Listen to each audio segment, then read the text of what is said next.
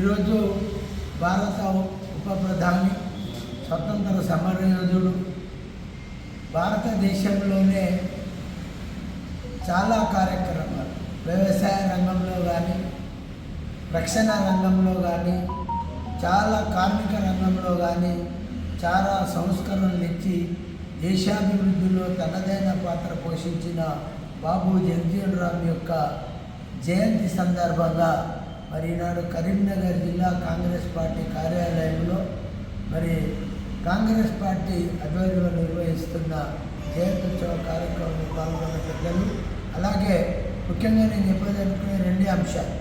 ఆనాడు వ్యవసాయ రంగంలో విప్లవాత్మక మార్పులతో పాటు మరి రక్షణ రంగంలో ఆనాడు వారు ప్రవేశపెట్టిన సంస్కరణలు ఈనాడు రక్షణ రంగంలో డిఫెన్స్ అంటేనే జగజీవన్ రామ్ అంటేనే డిఫెన్స్ అనే విధంగా కార్మికులకు కూడా ఆనాడు చట్టబద్ధత కల్పించి కార్మికులకు చట్టాలు చేయడంలో ముందున్న వ్యక్తి బాబు జగజీవన్ రామ్. వారి బర్త్డే సందర్భంగా, జన్మదిన సందర్భంగా, జయంతి సందర్భంగా కరీంనగర్ జిల్లా కాంగ్రెస్ పార్టీ పక్షాన వారికి ఘనంగా నివాళులు అర్పిస్తూ కాంగ్రెస్ శ్రేణులందరూ జగజీవన్ రామ్ గారు చూపిన బాటలో నడిచి ప్రజా సంక్షేమం, ప్రజా అభివృద్ధి, ముఖ్యంగా దళితుల అభివృద్ధి కొరకు నిరంతరం కృషి చేసిన మహానుభావుల్లో జగజీవన్ రామ్ గారు ఒకరు. వారికన్నా ముందు లేదా ఈ దేశంలో స్వతంత్ర పోరాటంలో పాల్గొన్న మహామహులందరితో కలిసి వారు స్వతంత్ర సమరయోధులుగా కూడా ఈ దేశానికి ఎన్నడూ చేశారు.